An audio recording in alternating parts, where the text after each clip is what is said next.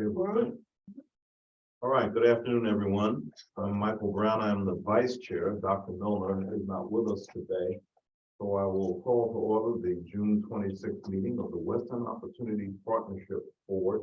And I will ask, well, before I think we need to go ahead and have the roll call to confirm the quorum. Can you do that? I will. Thank you. Okay, Sharon Allen. Michael J. Brown, I am here. J. Michael Brown. He's here too. Alicia Burns. Dr. Douglas Craddock. Gina Dunlap. Present. Jennifer Hancock. Here. Tammy Hawkins. Jessica Jackson. Darlene Johnson Jones. Dr. Gabriel Jones Jr. Dr. Mary Milliner. Michael Nagel. Here. Lyndon Pryor. Here. Christopher Romaine. Here. Desmond Smith Jr. William Summers V. Here. Dr. Don Wade. Present. Gary Williams. Monique Quarterman, Present. proxy for Secretary Jeff Knoll. Thank you, Monique. And Jeff O'Brien. We have a quorum. Yes, thank you. All right, thank you. We have a quorum. We need to approve the minutes from our May 22nd meeting. I understand that they have been distributed. Don't have any questions, corrections on the minutes? If not, we'll entertain a motion for approval. Great. Moved and seconded. All in favor of approving the minutes, please say aye. Aye. Any opposed? Minutes will stand approved. And we'll now turn to our interim president and CEO, Ms. Douglas, for your report. Thank you, sir. I have just a very brief report. First of all, a big thanks to all the board members who were able to attend the training that we conducted over the past couple of weeks. I hope that you found it to be very beneficial. The trainers have said that in order for them to keep their skills sharp and to know whether there are items that they may need to change in the future, they're interested in doing an evaluation and having you respond to an assessment of the training. Is there anyone who would object to us, to the trainers doing an evaluation so that they can get feedback? Okay, that's great. Thank you. And we'll let them know that they can go full steam ahead on that. And then Rita and I will help to facilitate it. It's likely that it'll just be an online evaluation. Now that we've completed the training, that's a very significant benchmark for us, completing the training and also identifying the financial advisor. It means that we're on to other significant responsibilities that we have under the statute, including developing the community engagement plan and implementing that. Also, when we talk with Chip from Bear today, he's going to indicate that Bear is prepared to provide assistance on the several other critical things that we need, including developing that financial operating budget, also recommending a procurement plan. Hello. Yes, come on in. Vice Chair started the meeting for us, Dr. Milliner. So I'm just giving my report. So I'll stop. I'm sure the Vice Chair wouldn't refer to you for the balance of the meeting. But in any event, we've got these other, now we're able to move on to the other significant items that we have as prerequisite before we start with the development of our community investment plan. And we've had some very preliminary discussions about the community engagement plan. I had a chance to talk with the Community Engagement Committee Chair, Dr. Gabe Jones, and he is looking forward to convening the committee and working with the committee members on developing a robust way for us to engage the community. I think it would be advantageous for us as well to have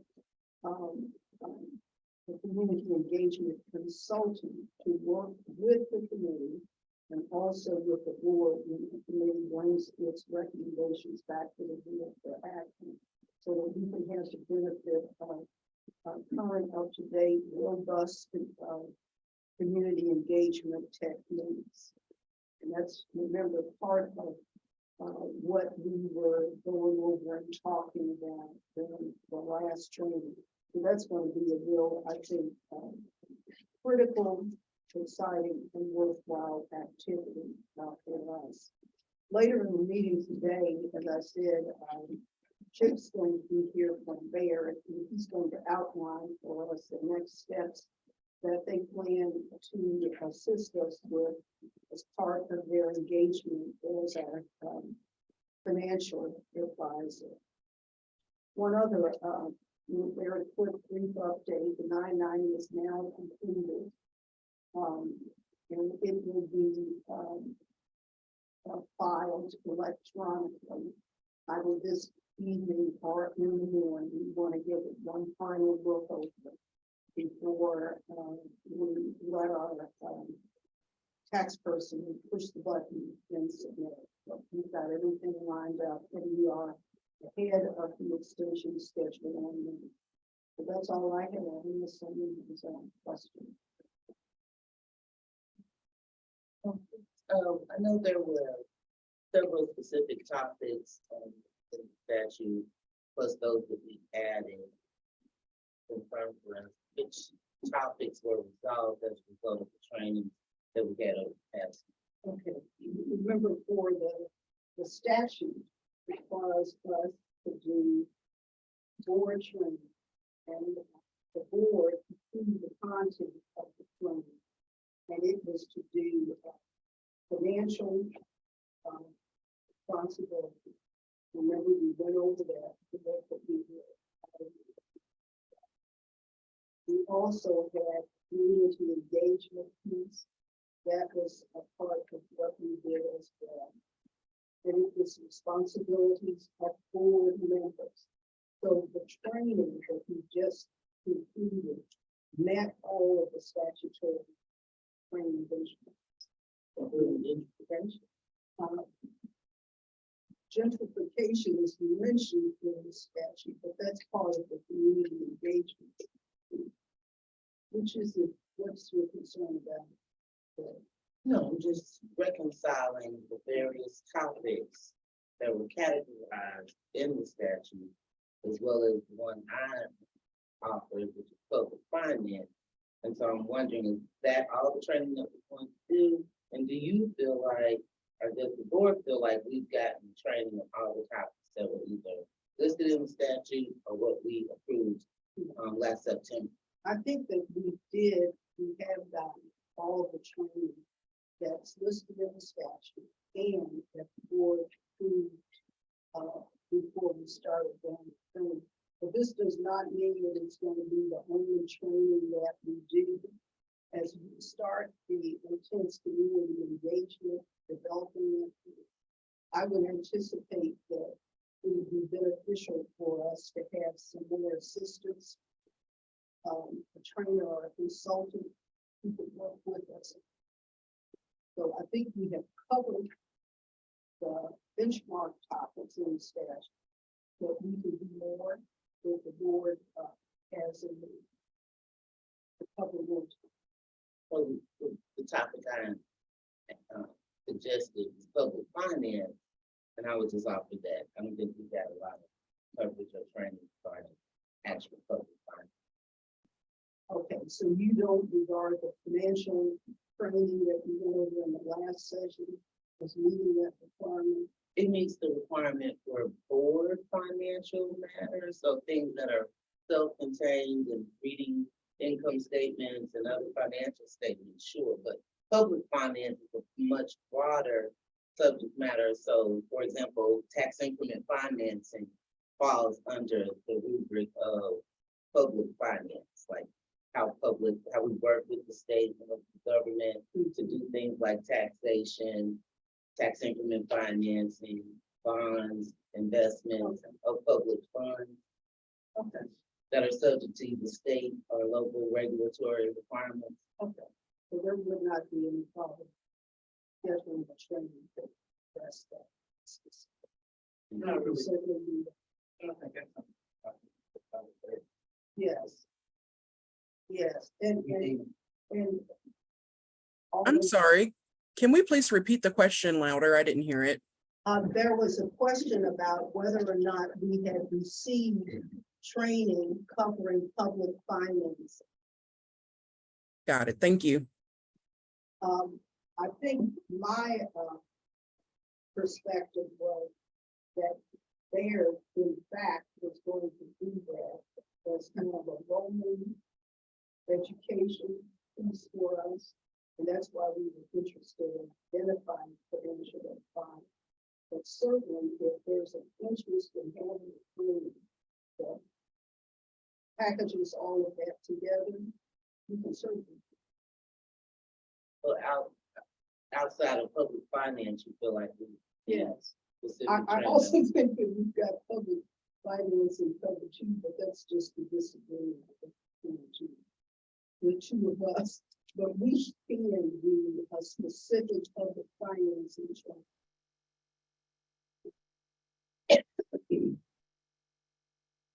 Is everyone with that to something about conduct another training? We'll identify. And that's all I have. Any other questions from all? With not, and noting the arrival of the board chair, I'll pass the gavel, so to speak, to Dr. Doma. All right, well, thank you very much, and I apologize. Please just say you're not on camera. I'm okay with that. But people can see you. Is this right, Kevin? Yeah. There you go. Okay, great, thank you. All right, so, again, I apologize for my tardiness. We will continue on with the committee update. So, the board development, we'll hear from the chair, Jennifer, you can talk. We do not have a committee update this time. Okay, thank you very much. And communication, Chair Dr. Don Wade. Good afternoon. I think the only update is that we released the information about the RFP for the marketing and communications piece. So Ms. Rita, I sent you a message asking how many you had gotten in, but that's the only update from a marketing aspect or communications. We've had, and I thought I'd respond to that, but we've had 3 people to inquire with some questions, and I think I shared that email with you and Laura. But the deadline to have everything in is not until the 30th, so we have a little bit more time. So that's in relation to the proposals for marketing support. So we're hoping to have some of those proposals in by that date. Most firms typically don't submit until the last day, so I'm hoping that we will get some in.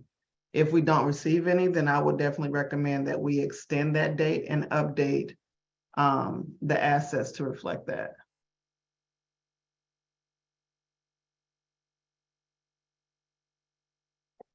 Any questions about that?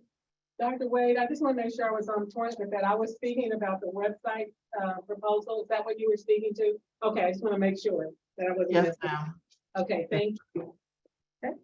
And then community engagement, the chair, Dr. Gabe Jones, Jr. And he is not here. Anybody from the Community Engagement Committee want to speak to an update? Okay.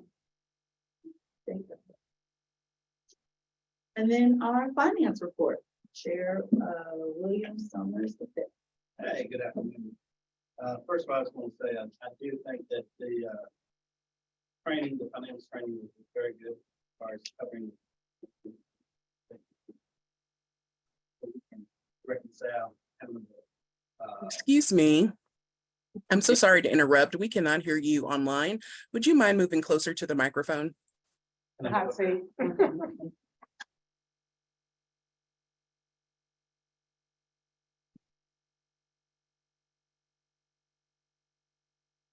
Thank you, and sorry again for interrupting.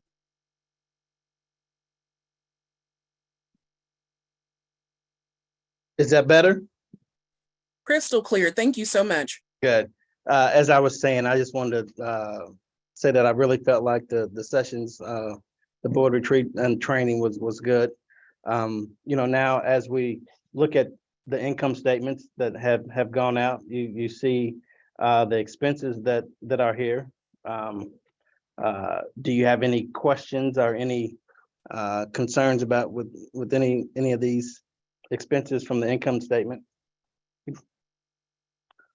Until we really start investing, there's really not going to be a lot of stuff for us to really look at other than expenses that are coming through for us right now. If you have no questions on that, you see the balance sheet. As you can see, it's pretty stable as well. Starting our assets at the 29, roughly still 30 million, 29,954,908. So it's just been pretty flat because, like I said, the only thing that we have are the expenses that are coming through that are affecting really our finances right now. So when you look at that, if you don't have any questions. So, having said that, we need a motion for the. I'm approval. sorry, before we take motion, may I please add something really quick? Yes. I just want to send a shout out to Valor Insights. I really appreciate during board training having that refresh of reading these statements. Completely agree with you and appreciate that opportunity to learn from them. Thank you. Thank you. Anything else? Anybody else have any comments or concerns? So, do I have a motion to approve the financial statement? Second. Okay. The financial statements are approved. When you take a vote, all in favor? All in favor? Thank you. All in favor, say aye. Aye. All opposed. Good. Now, as Ms.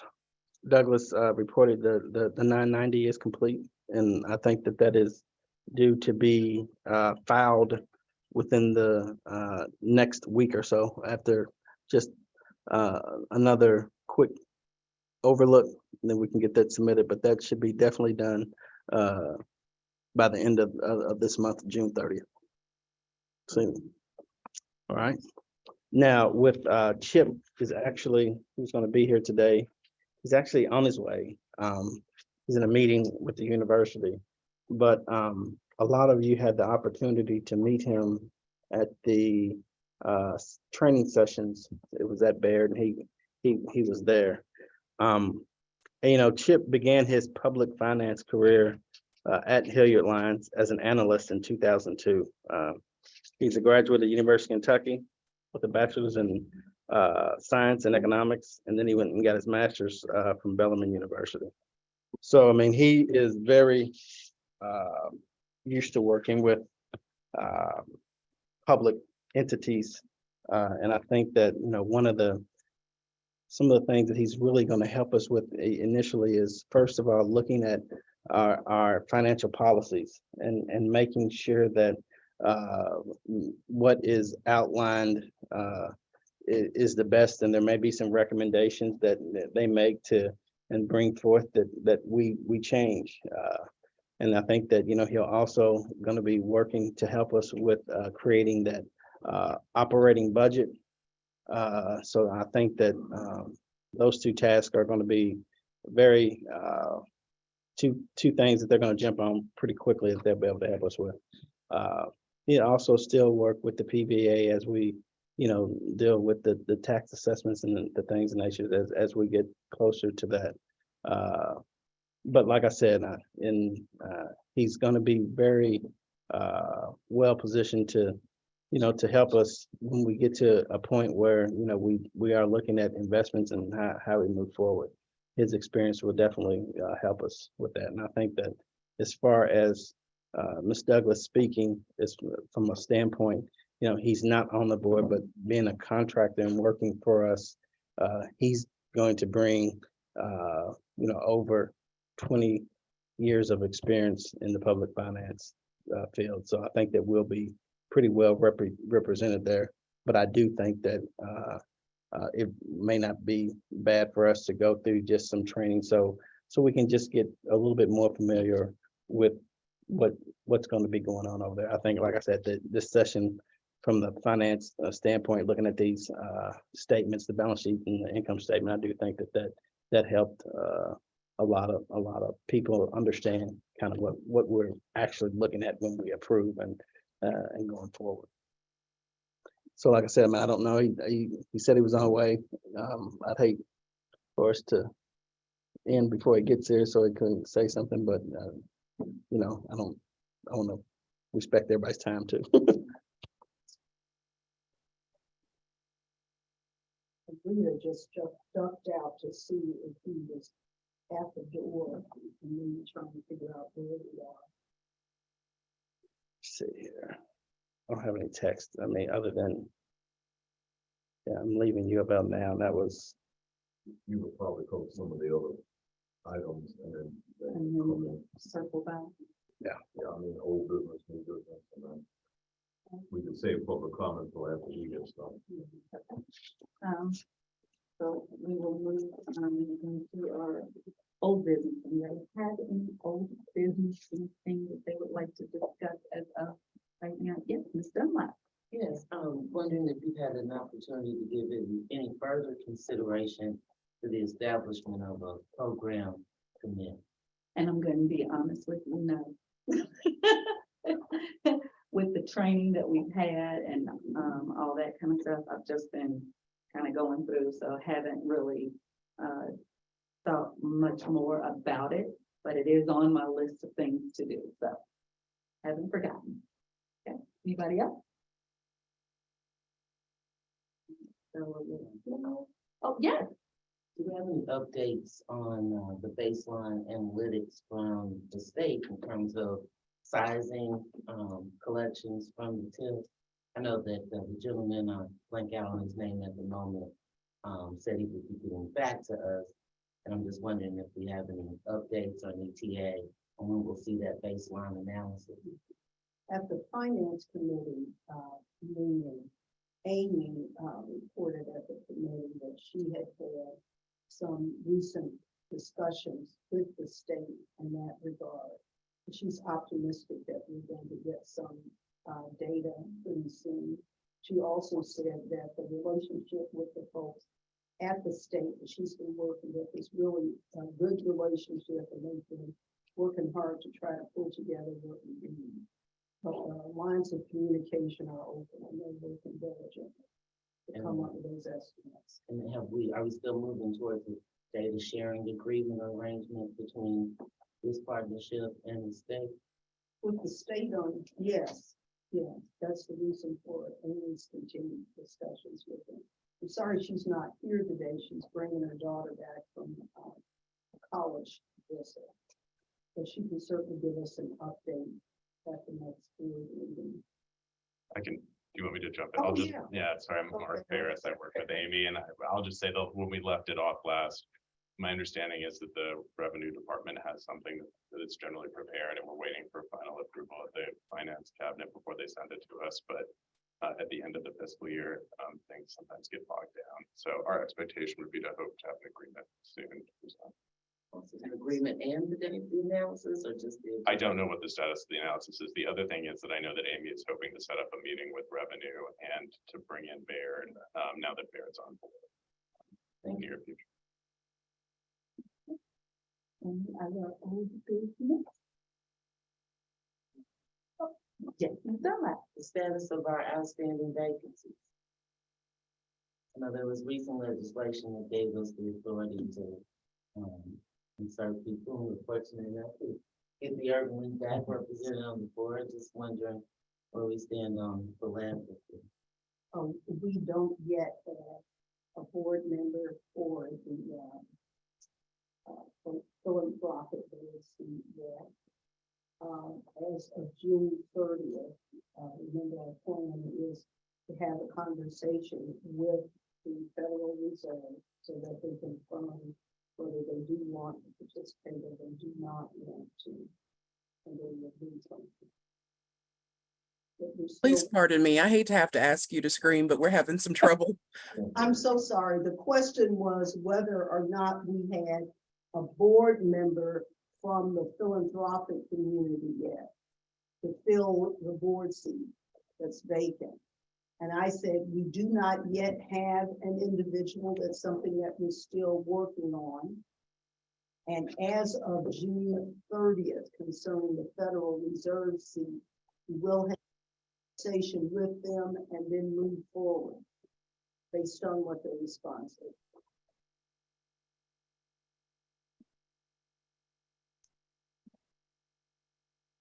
Does that answer your question, Ms. Dunlap? Yeah.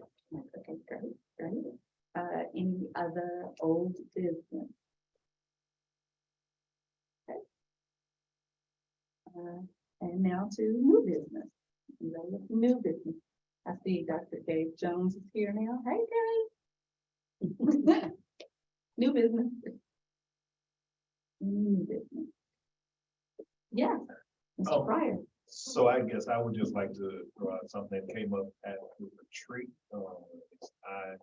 I mentioned, I think there was some other folks who said that based off of some of the conversation there, that it would benefit the board, be able to have space and time to be able to discuss some of the things that came up in the board retreat, just different aspects of that to really give us time to digest some things, to throw around things, just so that everybody on the same page. So I don't know. I guess I'm going down for consideration. Please excuse me, Lyndon. I'm sorry. Can you move closer to the mic, please? I have a hot button today. I'm sorry. You do. It's fine. Can you hear me now? Thank you, sir. Much appreciated. Yes, I was just saying that based off of the retreat, one of the things that I thought came up, particularly at the end, was a need for the board to have space, time to be able to have conversation, but greater dialogue around different things, whether that is some of the things that are outlined in the statute or just other initiatives. I think some of the things that even raised here today that Gina has brought up around committees and some of the other programmatic things that may be happening. There were concerns by board members around like, oh, well, I don't necessarily know how that works or how that is going to happen. And so I'm simply requesting that we consider, and whether that is in a retreat format or some other mechanism, that we think about how the board has the opportunity to process. Because with this, obviously our meetings are kind of timed and we don't necessarily have the time to flesh those things out. This isn't always the best forum to be able to do that, but I do think that that would help as we continue to move forward and grow and understand our role and what we are tasked with doing. So just wanted to make that request for us to figure that out. My question to you before you Oh, leave, sure. sorry. That's right. Gotta make sure Monique can hear me. That's right, that's right. So, are you speaking more of informally or formally, or I'm fine with Just either. throwing it out there just So I to will, kind of be. yeah, so I'll go on record and saying I'm fine with either. Okay. I don't necessarily believe that conversation has to be secret, but or anything of the sort. But I think it just needs to be a space where the dialogue is more free flowing, right? So we, towards the end of the retreat, just in talking about, how even we review proposals, and that got us into this space around like, okay, well, what really is our role and responsibility in doing those things? And I think that it was good conversation, but it was conversation that I think just needed room to breathe for everybody to kind of get their questions out and talk back and forth to better understand that. Because I'll maintain, and I'll say it here, on the record, what I said there is, I think the statute is fine and it outlines a lot of things for us to do, but I firmly believe we could follow every every detail that's written in black and white of the statute and still fail in the eyes of community. And that gets back to us understanding really intentionally how we're going to do our job to best serve the needs of community. And I think that is going to require more than what we're able to do here in a meeting. So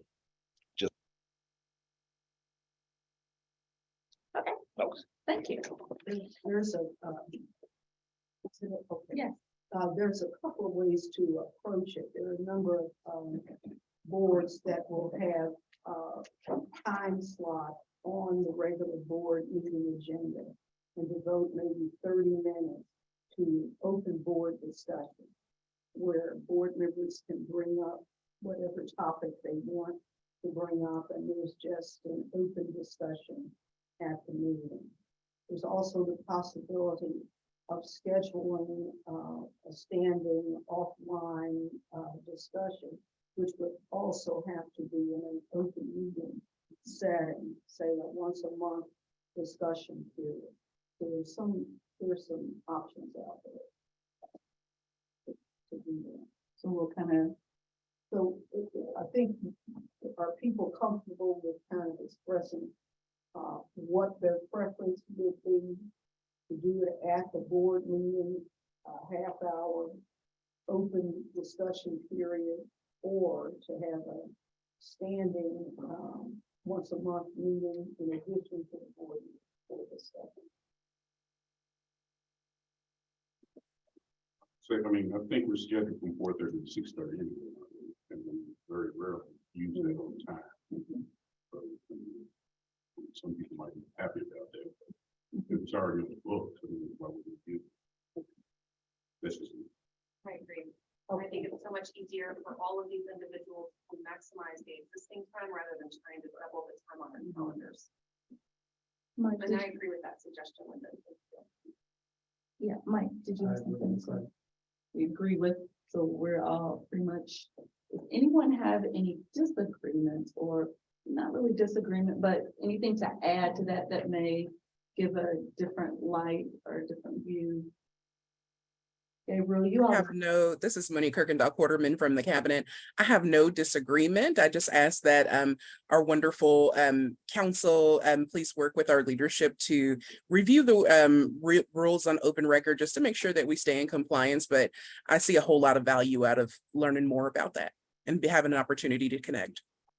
Yes, if any kind of discussion among board members regarding the business of the corporation would be an open meeting discussion.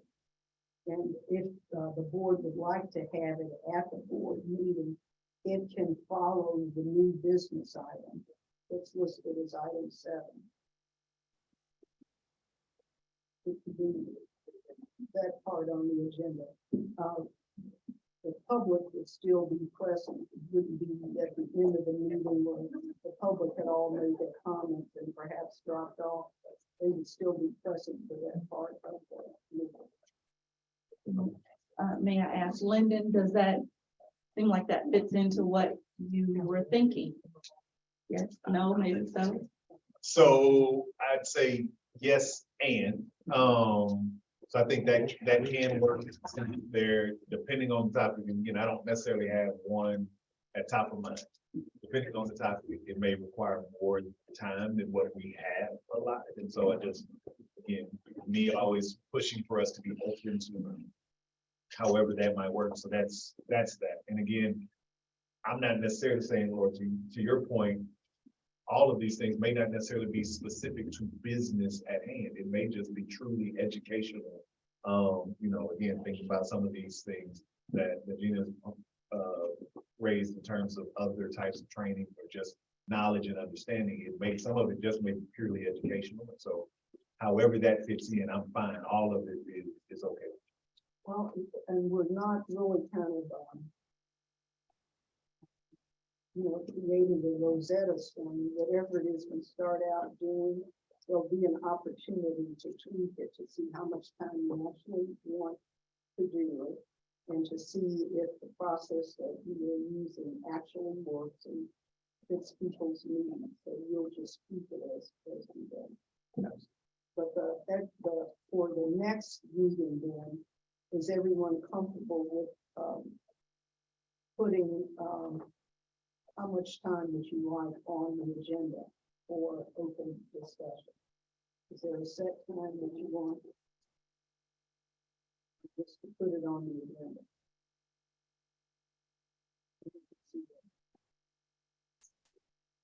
Okay. Okay, and it will be after new business. It will be listed as open board discussion. Everyone comfortable with that? One thing on the line, would you heard this happen before or after this?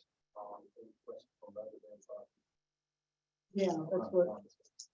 That's what I was puzzling through earlier. If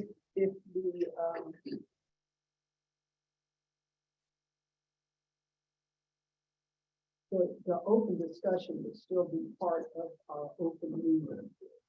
So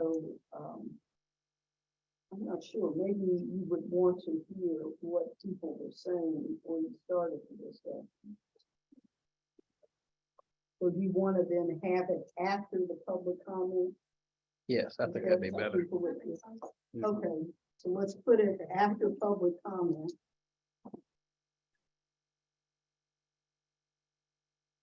And are you comfortable as we start out making it, do you want a set time or just list it on the agenda and see how far it goes? I would just list it on the agenda. Okay. See. All right. We topics to that list, but it's not so. Yes, is there a way for us to proactively make trust? It goes to our chair, it goes to you in advance so that we, and I'd like to know what we're talking about in advance if possible, just so I can hear my own thing. Not to say that we can't. That's like Yeah. Because then you could give. Please excuse me. Laura, would you please restate Jennifer's comment? Jennifer was saying, would it be helpful if we listed the topics that would be discussed during the open session in advance, so that board members can come prepared to talk about specific things? Excellent, thank you. I would say, What are the thoughts? can we just get those to Rita to make Mary, make sure they get on the agenda? I mean, like, is that, Yeah. would that be? I think that'll work, and plus it gives it a little bit more structure. Right. So that it's just not people coming, unprepared. So that will. And if you could come up with kind of a time frame, that would also be helpful for planning. And Ms. Dunlap, yes. I was gonna make a suggestion, from a tool that was often used under the Fisher administration in the meeting. Every agenda had what's called Hopper. And sometimes, like, as things or discussion comes up in the meeting, we don't have the time to go into the rabbit hole at the moment, but you can request that an item be added to the Hopper. And that may be a way of entering particular requests or topics to be addressed as time permits, but that we also have a running list. Right. And can check off those items as they happen, but then even others can know what's anticipated. Yeah. So the Hopper is a suggestion.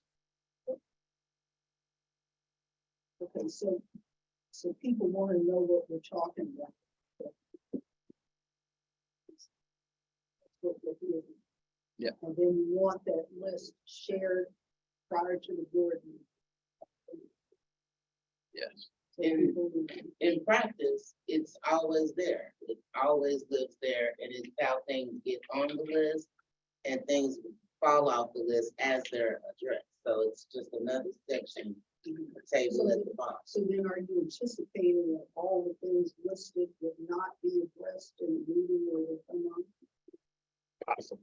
Correct. It said time, as time permits, because if we follow Mr. Romaine's suggestion, and we have a particular heavy, dense meeting that takes up all 2 hours, I mean, are we planning to end the meeting on time? Are we planning to stay until we sufficiently get through that particular open discussion? Well, if the open board discussions, then we're gonna have to go through that part of the agenda too. You know, if we have a dense meeting and it lasts until 6:30, then we still have open discussion. So typically on the agenda, in the Hopper style, the Hopper is not part of the agenda. It's just a note, just like we carry the meeting dates at the bottom of the agenda. So you remember when we're meeting that, it just lives there until it gets addressed. That's all. So let me just ask for clarity. So instead of it being part of the agenda, as we discussed before, it would just be down there at the bottom and we could get to it if we had time, but we don't have to get to it. Is that what I'm understanding? Okay. And that's, again, a mechanism for Right. board members to request that an item be added at a future meeting. That's not changing us having the open.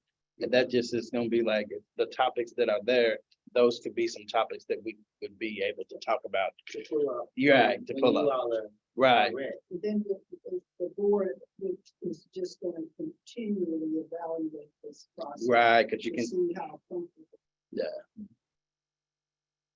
but it's a good idea. Anybody else? So for the next meeting that's coming up, so with the Hopper started, we'll be addressing the term. We'll have to share the list of the first topics that people thought. That meeting, there may be other items. Okay. Or Yes. Lyndon could request his Something first specific Hopper item. Yeah, all board members will have a chance, will have an opportunity to say, we want to talk about this policy. But the idea is, again, it would be helpful if there was a mechanism for letting the know what is going to be talked about. That specific. So that the fund may be waived. And The again, Hopper tables, typically, if you know when you're gonna discuss it, you include the date of the meeting that it's going to be discussed. So it's the topic and the date when you anticipate having it on you. And I can maybe hustle up some examples of the Hopper. that would be great. Perfect. That would be great. So this First- won't be a work of art at the next meeting. Yeah. Definitely. But we'll start telling you what it's supposed to be. Cool. I said, okay, look, Chip made, thank you for coming. Like I told you before, Chip has been in the public finance with Baird since 2002. Very fortunate to have Baird. Baird used to be Hilliard Lines, been in this community for a long time, and Baird has really been committed to trying to make sure that they support all areas of our community. And, as a company, I appreciate that. And just on a personal note with Chip, Chip is as equally committed to that as an individual. And I just appreciate your willingness to step up and help us as the financial advisor. And I know you bring a lot of expertise. I know this is broad scope and you're going to be helping us put together what needs to be put together, so hopefully we can create what that statute intended, and to make sure that we have some economic vitality in the West End and throughout our community. So I just really want to give you a chance to speak. I know you met a lot of people at the session, but just wanted to give you a chance to speak. And before you got here, we said that some of the things that you would be able to help us on as far as initially is operating budget, looking at our policies, making sure the financial policies, maybe some recommendations there. And I know that Amy was going to bring you in to deal with the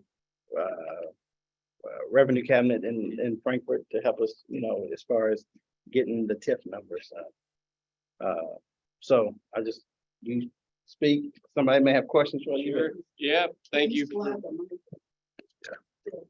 They can look, sorry, I had to look at the back of my head. It's not much better on the front, but I'm happy to be here, William. I appreciate you. I'm here primarily because I saw who were immediately part of your team with those two, for the group. I thought maybe what I could do is just socialize some thoughts that I have. I've had worked a little bit with you, Michael, Chris. We go back a ways, and I know you all, some of you all by reputation.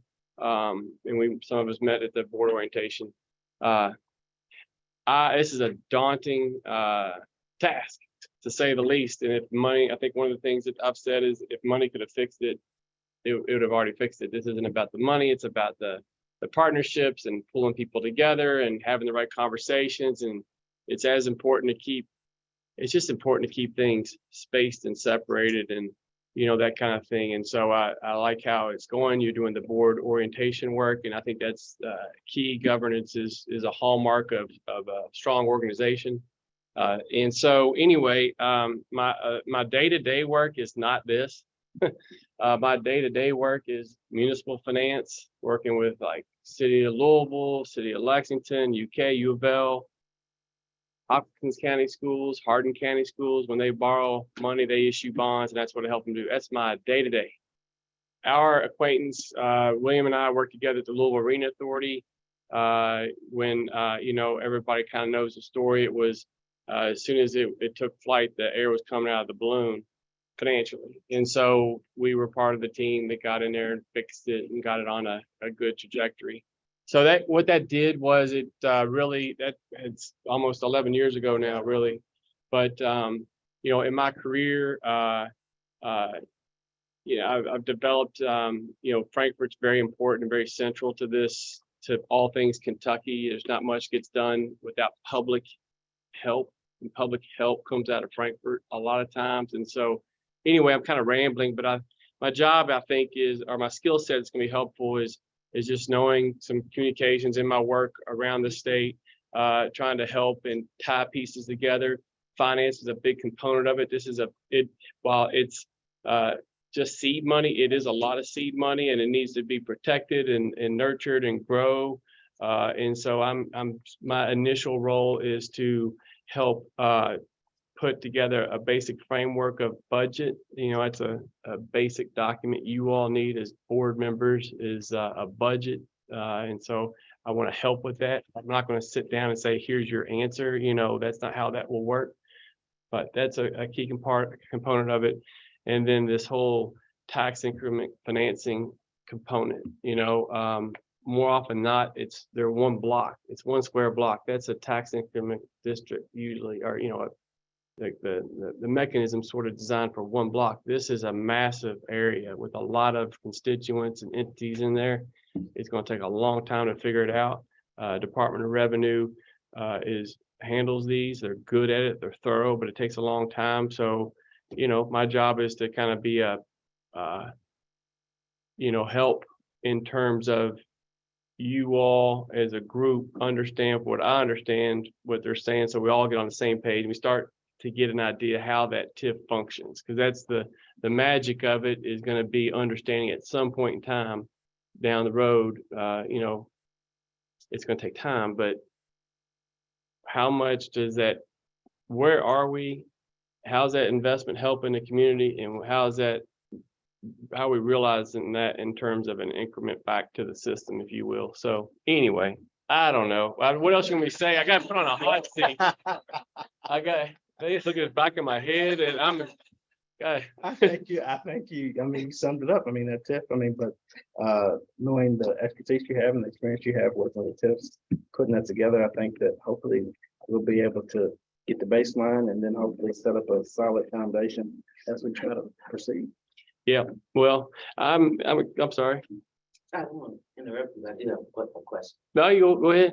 At the training, at your lovely facility. Yeah, We spent a lot of time on, with the trainers on nonprofit financial oversight. And you just mentioned your background is more so in the municipal Mhm. finance, or what I would refer to as public finance realm. Mhm. And I'm wondering if you could maybe characterize some of the distinctions between nonprofit financial oversight versus public finance, municipal finance, or particularly tax increment finance. it's good. So, you know, I don't want to get over my skis and get into their side of the distinctions, but for me, The lawyers. well, yeah, Okay. 501c3. So you know, like a lot of the entities that I work with 501c3s, like the private colleges in Kentucky are 501c3s. U of L Health, you know, we worked on that. It's a 501c3. In terms of helping, like where I think I'm going to help, it doesn't matter to me whether if that's what you're getting at. Well, I mean, like we learned how to read balance sheets, Yeah. income statements. Okay. And cash flow statements. Okay. Is that the same as public finance? Yeah, I mean, yes, ma'am. It's you know, to me, it's all it's relative. I mean, you know, way I'm thinking about it is, we want to ultimately be in a position, or you all want to ultimately be in a position as an organization where you can sort of peek around the corner financially. You know what I mean? You can you will never predict the future, but you want to be able to at least peek around the corner. And you got to have a really good, the only way you can possibly do that is with history. You have no history. It's going to take several years just to get an understanding of where it is to begin with. You know what I mean? And then it's like the Arena Authority's been that way. It's analogous to you all because it's 2 square miles. The TIF zone for the arena, and it's, you know, as on the Arena Authority board, you remember always kind of our finance committee struggling to have, well, how much is it going to generate? What does it look like? What's going on? What does that mean if that business shut down? Does that hurt us, help us? I'm rambling, but I'm just saying that I think the most important thing will be getting that. And it doesn't matter if it's a not-for-profit or a for-profit or a public entity, you know, getting that budget built and then trying to keep making Understand that. sense of the past and then the future Of the tip. of the TIF. It's gonna take some time. That's the thing that I think is gonna take, it's going to take a lot of time for that. Not because it's a big geographic area, and there's a lot of entities in that geographic area that will be contributing to you all as an entity, and the Department of Revenue has to, you know, they can't really afford to make mistakes when they go through this. So they go through a painstaking process to make sense of what the base is and that kind of thing. If that makes sense. So I don't know. You hit me on at 5 o'clock coming from a U of L rating call meeting, and I'm zapped mentally. Any other? Well, I guess to that end, do you have a sense of what that time is, kind of what is the timeline for us being able to know? Because I mean, Yeah. what you have, I'm sure you recognize on the other side of this, is the entire community were like, all right, so what is this going to do? Yeah. For us, for our answer to be like, well, we gotta wait and see. That only goes so far. That's for so right. long. And so is there some way to gauge or estimate, like, when would we know? Or how long might that typically take? Yep.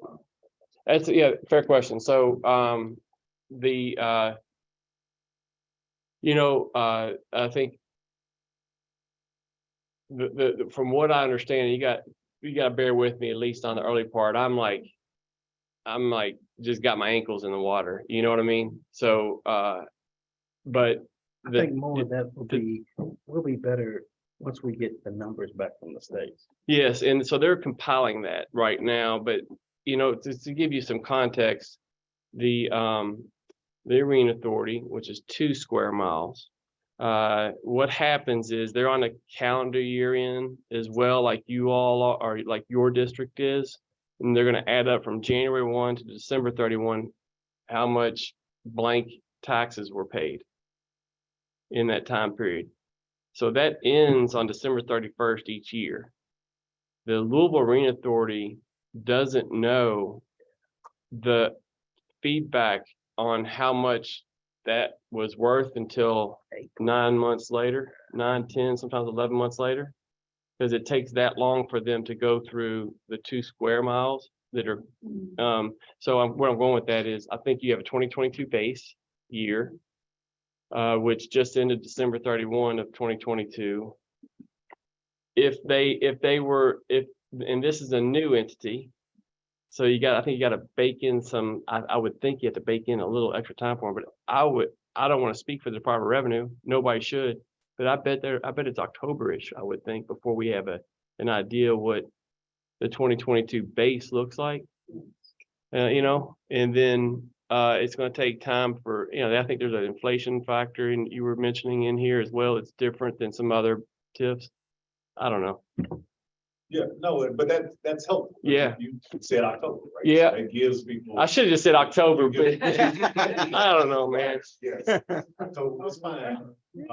But I guess I'd also ask, since you're saying that's based off of 2022, is Yeah. there the option, is there a possibility for somebody to be able to do some sort of cost modeling, like thinking back, even going back further, because the area hasn't changed that dramatically from 2021 to 2022. Is it possible to look at what the taxes were in 2021 and then say like, all right, well, this is what it would have been because this entity been up and running then, here's what 2022 Yeah. is. And so that gives us some sort of, estimations of like, all right, this is where we're tracking toward. In practice, that's very hard. And I don't mean to say hard as in, well, we could do it if somebody put some effort to it. I mean, you're talking about tax, it's private information. So like we couldn't go and say, hey, Department of Revenue, can we open request and like get that? It's them. So the only ones that can provide color on what is going on in that TIF district and what drives that TIF is Department of Revenue.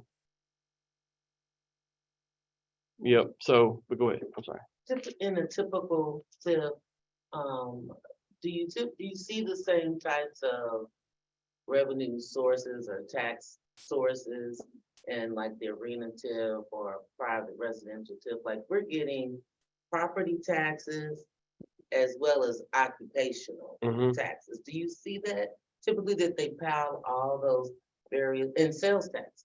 Well, I'll put it politely. I would say TIFs are a political instrument or political, innovation that finance people came up with to get a project done that wouldn't otherwise, the project wouldn't pay for it. So they always kind of engineer them however it's going to work. You know what I mean? How much money do we need on an annual basis to make payments on this thing? And where can we get revenues? And that's a political conversation. So they're a smorgasbord, I would venture to say, across the country of what goes into a TIF and that kind of thing.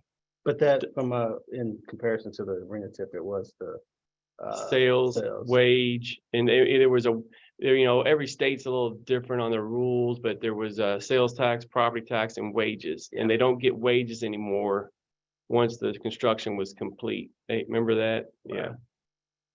So I mean, usually the same components, but it could vary. Yeah. Yeah.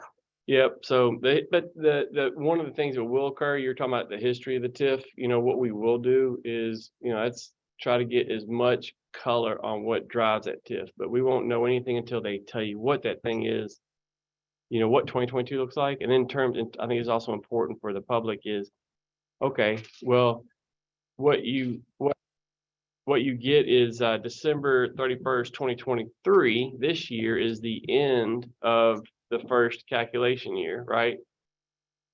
We won't get that number until October-ish, probably, of 2024. See what I'm saying? So it's, and then you gotta like do something with it, you know? So there's a lot of time still. Any other questions? I have a question, if that's okay. In the legislation, 2021 was the original benchmark year. The base, okay. The base, but because the money was not raised until the deadline of June 30th, 2022, that makes 2022 the benchmark year. Will there have to be some reconciliation of what's in the legislation and what they actually do? I was just curious if you were talking about that. Good have to question. find that I had to find that out. Yeah. You give me a little job to bird dog, didn't you? We'd I have was to, just I mean, curious. you're gonna want the lowest, whichever one's the lowest is what Right. you're gonna want, you know? So, Right, yeah, but I. And I'm sure that you but get- If the money had been raised by December 31st, 2021, yeah, it would have been. 2021, right. But because it was 6 months later in 2022, that's according to Gary Morris. Yeah, So I don't know. So, but I was curious if that has to be reconciled. based Yeah. on the legislation. yeah, that's you know, and Gary Morris is our key contact with the other tip and, you know, so we'll just figure that Yeah, I out. was That just he, curious, just the nice thing about Gary Morris is they go straight, they tell you what the answer is, Yeah. you know? they have- Right, It's not a debate per se. exactly. Michael, So for something like occupant wage taxes, just as a projection, if we not take census tracts and take the average income, multiply it by the number of people, and that gives you baseline, just numbers for projection. So it sounds as good a suggestion as anything I've heard, but you gotta bear with me, Michael. You know, I'm ankle deep in this thing. I know it's up to here in terms of depth and complexity. But yeah, I mean, I think there will be, when we have conversation, when we start talking with Department of Revenue and trying to understand and get a handle on it, these are the types of things that will make sense to see. to say, Yeah. I think sales tax, I don't know that that's available publicly. but credit And card sales companies taxes, have it's all like private. I mean, you know, we don't, that's how it's experienced with the arena. But there's databases out there for companies trying to relocate that have, you know, demographic and psychographic information on everybody. So I'm not, seems like we could use something like that to bridge that gap so that we could, you know, have some idea, is it, you know, here or here, maybe not, you know, super specific, but, you know, but I think that at the end of the day, whatever we come up with, the Department of Revenue is gonna tell us what it is, and that's what, regardless of what we find out, that's what we're gonna have to, but, you know, so I think that, to his point, I mean, how do we check that? Take care of Yeah. that, and that's- Unfortunately, Yeah. yeah, you know, you kind of, that's how, you know, but it's the sheer number of entities and people moving in and out and that kind of thing. Now, properties are different, but just that's the challenge with the sales tax issue is you don't know if that restaurant is paying $1.5 million worth of sales taxes or if they are not paying any taxes at all. You know what I mean? It's hard to tell by storefront. So, then, and the only one that could tell us is, Department of Revenue, unless we went door to door and asked the business owner, hey, how much did you pay in taxes last year? Literally, and they, and of course, you know, they won't. So, but yeah, I'm looking forward to it. I mean, you know, you guys as a board need to be able to peek around the corner the best you possibly can and trust your information you're getting and stuff like that. So that type of stuff will take on, you know. well, Chip, I appreciate you being here. Yeah. Thank you, Laura. Thank you, Mary. I don't think we have anything else. Glad to be here. Nice to meet y'all. Nice to see you again, Chris. Thank you. Yeah. Off the hot seat. It is a hot seat. That is good. All right, so, and that will bring us to public comments. So we have time for 5 participants at 3 minutes for any comment. Do you have anyone in the room that would like to make a comment?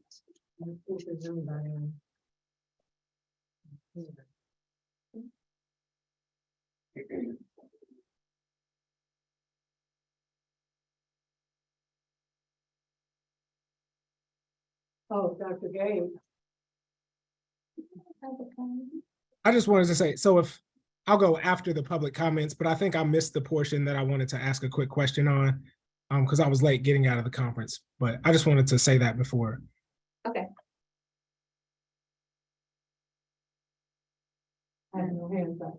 We have no hands up for That's correct. public comment. That is correct. All right, then Dr. Dr. Gabe. Gabriel Jones Jr., this will be your time. Dr. Gabe. I'll be saying the fullest of the names. Okay. Okay. So I don't know if this would have been a finance committee question or a new business question. And it's kind of just curiosity. So when I was looking at the interest income statement, I noticed it's around $3,000 a month that we're getting on the income. And my savings account specifically right now pays about 4%, which would be about 100 grand a month for us. And I think there's a lot that we could do with that extra $1.2 to $1.3 million. And I was just wondering if there's a possibility for us to revisit maybe saving some of our money in something that returns a little more for us. I don't know if this is an appropriate moment for me to ask this or not, but maybe I could pitch that to the finance committee, just because it seems like we're missing out on a lot of potential income while that money's just sitting there anyway. Gabe, and that's a great point, and that's something that we had talked about with Chip, with one of the first things that, you know, we're gonna look at as far as trying to maximize the assets that we do have right now. So that's a great point. Okay, cool. Cool. Okay. I thought maybe we might want you to expand on it. Go ahead, you go. Conversation about that, yeah. Okay. So, now, as you can see on the bottom of our page, we have our board meeting dates. See those, and the next meeting, yes, the next meeting will be here. Because the Y has their programs, scheduled their summer programs. So we come, and one thing that we were talking about out there, Gina, you had brought up as far as some more training from a tip standpoint. I was talking to Chip, and I think that, you know, we'll definitely work with Rita and Laura, try to get somebody from the Department of Revenue here with us. And because we did that with Arena, so we can understand how the tip is going to be made up. And I think that that's something that we'll be able to do as well. Excellent. Great. So if there is nothing further, I'll move to adjourn the meeting. So move. Second. All right.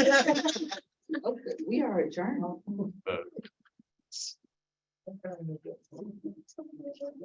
Thanks, everyone. Fair. Thanks, Monique. It's nice to meet you, sure. Thank you.